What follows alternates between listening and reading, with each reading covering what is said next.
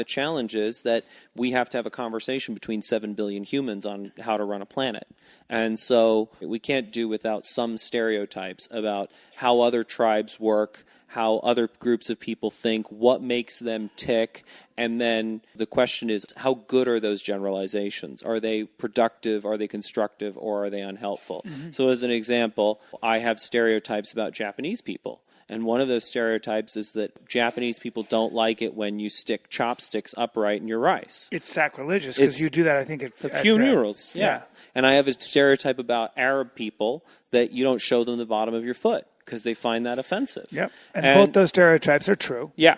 And there are going to be exceptions within that stereotype. There are people who aren't like that. Yep. But a lot of what we've been doing in mixed mental arts is driving certain stereotypes. Driving stereotypes about honor cultures, about dignity cultures. Macho cultures. Macho cultures, atomism, holism, just mainly so that people can start to Is holism a word? Holism is a word. Wow. I had a conversation with Richard Nisbet about it, and I tried to use something else, and he's like, holism is the word. Thank you, Mr. Nisbet. Thank you very much. We're trying to give people frameworks and mental categories to better make sense of the world. So, yes, there are problems with generalizations, but there are problems that are created by refusing to generalize. And that's that you can't spot these broad patterns. And, for example, before we started podcasting, you talked about Thomas Sowell.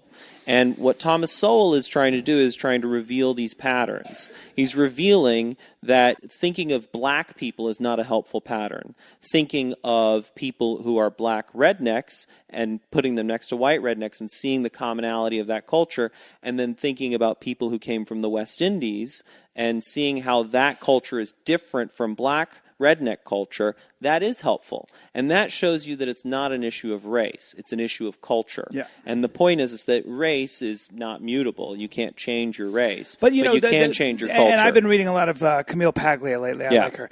And she's very articulate in sort of what the problem with academia is, especially New Age feminism, which is that essentially masculinity is toxic and oppressive, and women are victims. Right. And in fact, the way you make the world a better place is that you mute, censor, imprison, expose, castrate the patriarchy so that the underlings can grow and breathe because they're being held down. What a terrible, bankrupt idea.